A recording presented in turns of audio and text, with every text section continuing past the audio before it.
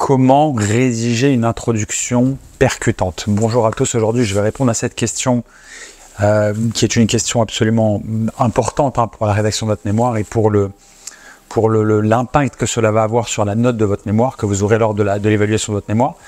Tout simplement pour deux raisons. La première, effectivement, c'est que, comme le dit l'adage, vous n'avez jamais deux occasions de faire une première bonne impression.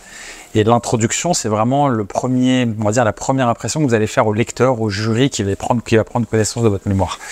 Donc, dès l'introduction, le jury va avoir une idée de est-ce qu'ils ont envie de poursuivre la rédaction, est-ce que votre introduction donne envie, et ça doit être vraiment la finalité de l'introduction, est-ce que l'introduction donne envie de poursuivre la lecture du mémoire ou pas. Donc, effectivement, première occasion de faire une bonne impression. Et puis, deuxième aspect fondamental, c'est que l'introduction est toujours lue, au même titre que la conclusion, au même titre que le plan détaillé. Ce sont des parties qui sont systématiquement lues par le jury, par le lecteur, puisque on va dire que ce sont vraiment des parties clés. C'est la première, la dernière impression que vous laissez. Et puis, le plan, c'est la structure de votre écrit. Donc, l'introduction, c'est non seulement le premier contact que vous avez avec le lecteur, la première impression que vous allez lui laisser, mais c'est également une partie qui sera lue et qui, de ce fait, va avoir un impact majeur au niveau de la note que vous allez avoir. Donc, comment faire pour que cette introduction soit la plus qualitative possible et la plus percutante possible? Tout simplement, il faut que vous gardiez constamment à l'esprit, lorsque vous rédigez votre introduction, qu'il y a non seulement des normes universelles à respecter, mais que la finalité, au même titre qu'un projet de mémoire, au même titre qu'un projet de thèse, c'est de donner envie au lecteur de lire votre mémoire. Donc il faut que, à la fin de l'introduction, que le lecteur soit en quelque sorte, qu'il ne puisse pas ne pas lire votre mémoire, qu'il soit extrêmement motivé, qu'il ait une envie d'obtenir la réponse à la question, donc à la problématique que vous allez poser au sein de l'introduction. Donc la première chose, effectivement, c'est la phrase d'accroche, et cette phrase d'accroche, elle doit être bien évidemment captivante. Et comment vous allez faire pour qu'elle soit captivante? Vous allez vous appuyer éventuellement sur des faits d'actualité.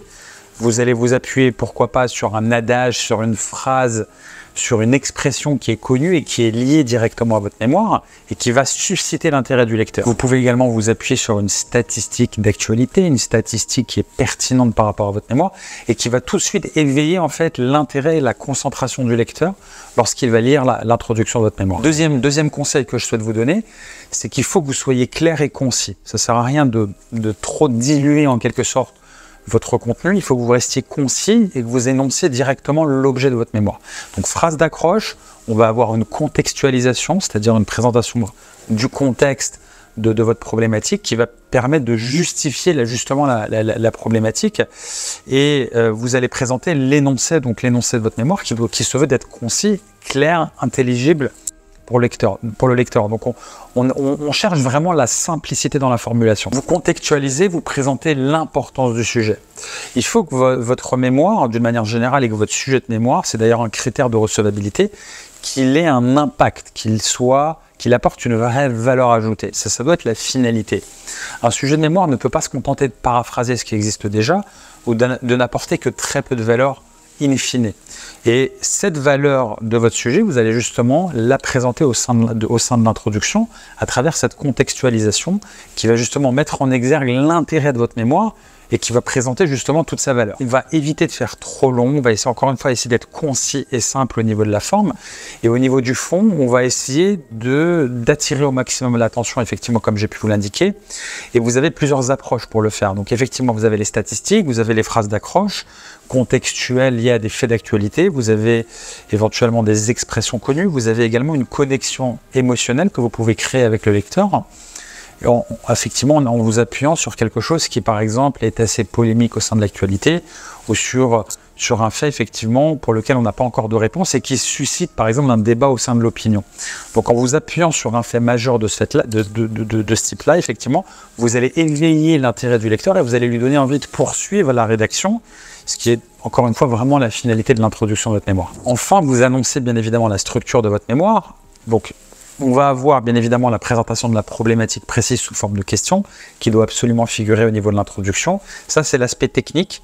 Mais pour l'aspect justement intérêt que vous allez éveiller auprès du lecteur, il va falloir absolument présenter la structure en une phrase, conformément effectivement aux normes qui sont exigées pour la rédaction d'une introduction. Donc vous présentez effectivement la structure générale de votre mémoire, ce qui va permettre au lecteur d'entrevoir on va dire la structure du mémoire et d'avoir une idée de ce que vous allez parler. Vous allez lui donner cette visibilité qui va contribuer à générer cet intérêt et cette volonté de poursuivre.